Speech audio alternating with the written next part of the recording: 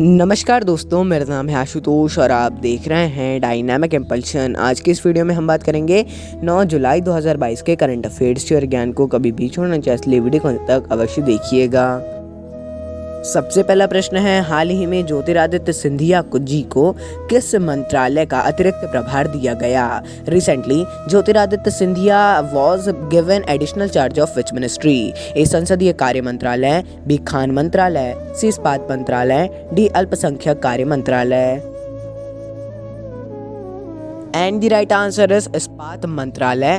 तो देखिए, हाल ही में इस्पात मंत्रालय है, इसका अतिरिक्त प्रभार जो अभी केंद्रीय उड्डयन मंत्री हैं ज्योतिरादित्य सिंधिया, इनको सौंप दिया गया है। इससे पहले इस पद पर रामचंद्र प्रसाद सिंह जी थे, इन्होंने अपने पद से इस्तीफा दे दिया। अगला प्रश्न भी कुछ मिलता जुलता ही है। ये प्रश्न हमको थोड़ा सा पहले लेना चाहिए था, लेकिन फिर हमने नहीं लिया। फिर मतलब यही सोचा कि अब ज़रूरी नहीं है। उसके बाद फिर आज ऐसा थोड़ा सा सोचा और थोड़ी रिसर्च की, तो हाँ ज़रूरी है। आप सभी लोग जिनको नहीं पता, हमको लगा पहले सभी को पता चल गया होगा, लेकिन हाँ हमने थोड़ा देखा तो बहुत से लोगों को इसकी जानकारी नहीं है, इसीलिए हमने इस क्वेश्चन को आज लिया है। अगला प्रश्न है, हाल ही में अल्पसंख्यक मंत्रालय का अतिरिक्त प्रभार किसे सौंपा गया? Recently, who was given the additional charge of Ministry of Minorities Affairs? A. Ramdas Athawale, B Mahendranath Pandey, C Jyotiraditya Scindia, D Smriti Irani. And the right answer है स्मृति ईरानी। तो हाल ही में स्मृति ईरानी जी को अल्पसंख्यक मंत्रालय का अतिरिक्त प्रभार सौंपा गया है। देखिए, पहले इस पद पर फेमस मुख्तार अब्बास नकवी जी थे, लेकिन अब इन्होंने भी अपने पद से इस्तीफा दिया है। बहुत सी बातें आ रही हैं कि किस पद पर जाएंगे अब ये, या तो राजनीति छोड़ देंगे या तो केवल अब संगठन में रहेंगे। ऐसी बहुत सी चीज़ें आ रही हैं, कोई अब तो वो तो आती रहेंगी। अब देखते हैं, वाकई में सच भी हो सकती है, उपराष्ट्रपति बनेंगे या फिर अलग अलग ऐसी चीज़ें हैं। वो तो एक ऑफिशियल नहीं है, इसीलिए उसकी ऐसा कुछ भी इम्पोर्टेंट मैं अभी नहीं बोलूँगा। जैसे ही होता है वो तो इम्पोर्टेंट अपने आप बन ही जाएगा। अगला प्रश्न है, हाल ही में केरल के वन्य जीव विभाग ने किसके साथ साझेदारी की? Recently, with which bank did the Wildlife Department of Kerala partnered? A. Karnataka bank, B Punjab national bank, C Dakshin Bharatiya bank, D Bandhan bank. And the right answer है दक्षिण भारतीय बैंक।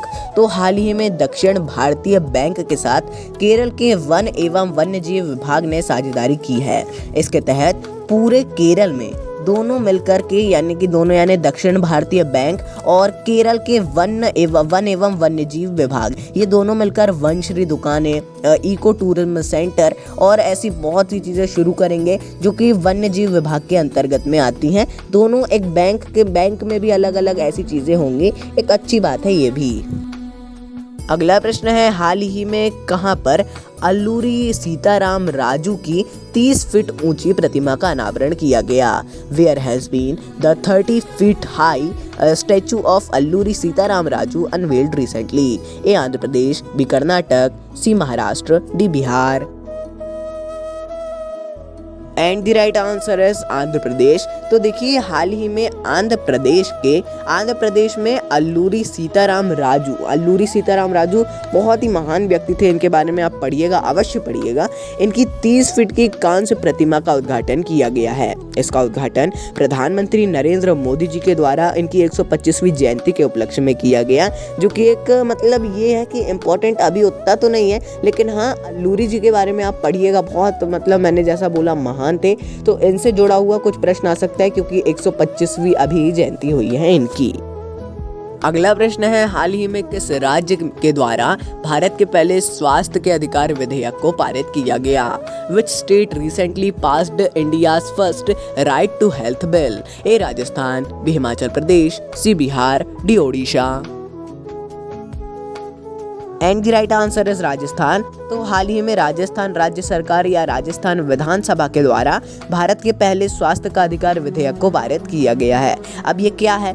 तो राजस्थान पहला ऐसा राज्य बना है जो अपने नागरिकों को गारंटीकृत गुणवत्तापूर्ण सस्ती व निःशुल्क स्वास्थ्य सेवाएं उपलब्ध करवाएगा। ये स्वास्थ्य का अधिकार है। अब आप बोलेंगे कि ऐसे कैसे हो सकता है भाई कि स्वास्थ्य का अधिकार तो बहुत पहले से था, ये पहला राज्य कैसे? हमने संविधान पढ़ा है। तो देखिए ज़रूर आपने संविधान पढ़ा है, आपकी बात एक कहीं ना कहीं सही भी है ये, लेकिन अभी तक जो केंद्र सरकार थी उसके पास ये बिल था।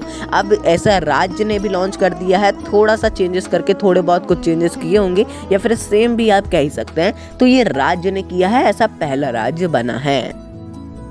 अगला प्रश्न है, पहले राष्ट्रीय खाद्य सुरक्षा सूचकांक में शीर्ष स्थान किसने प्राप्त किया? Who topped the first national food security index? A Odisha, B Uttarakhand, C Madhya Pradesh, D Paschim Bangal. And the right answer is Odisha. तो हाल ही में ओडिशा ने राष्ट्रीय खाद्य सुरक्षा सूचकांक में शीर्ष स्थान प्राप्त किया है। इसे केंद्रीय मंत्री पीयूष गोयल जी के द्वारा जारी किया गया है। इसमें द्वितीय स्थान उत्तर प्रदेश और तृतीय स्थान आंध्र प्रदेश ने प्राप्त किया है। अगला प्रश्न है, हाल ही में एल्स्टॉम कंपनी ने किस राज्य के मेट्रो कॉर्पोरेशन से 3200 करोड़ रुपए का ऑर्डर लिया? Recently, Alstom company got an order of rupees 3200 crore from which state metro corporation? A. Haryana, B. Madhya Pradesh, C. Gujarat, D. Maharashtra.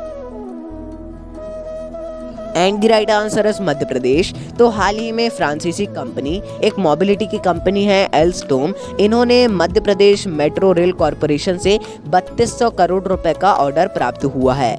देखिए इसके तहत इंदौर मेट्रो रेल परियोजना और भोपाल मेट्रो रेल परियोजना जो है, इनके तहत बहुत सी चीज़ों की आपूर्ति की जाएगी, जिसमें मेट्रो ट्रेन स्वयं शामिल है, यानी कि मेट्रो ट्रेन की भी आपूर्ति की जाएगी।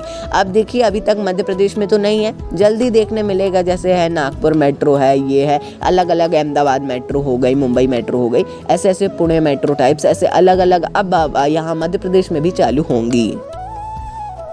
अगला प्रश्न है, हाल ही में पीटी उषा जी को किसके द्वारा राज्यसभा के लिए मनोनीत किया गया? Recently PT Usha ji has been nominated to Rajya Sabha by whom? A उपराष्ट्रपति, सभापति, बी राष्ट्रपति, सी भारतीय राष्ट्रीय Congress, D Bharatiya Janata party. And the right answer is राष्ट्रपति। तो हाल ही में माननीय राष्ट्रपति जी के द्वारा पीटी उषा एवं 3 अन्य लोगों को राज्यसभा के लिए मनोनीत किया गया है।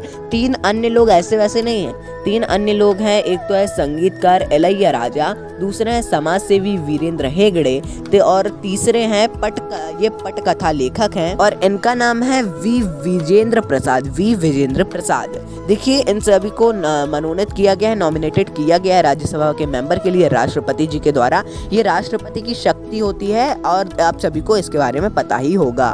तो दोस्तों ये था अंतिम प्रश्न। आपको कुछ भी कंफ्यूजन हो तो आप बेझिझक कमेंट सेक्शन में पूछ सकते हैं। मिलते हैं अगले वीडियो में। नमस्कार। Dynamic impulsion.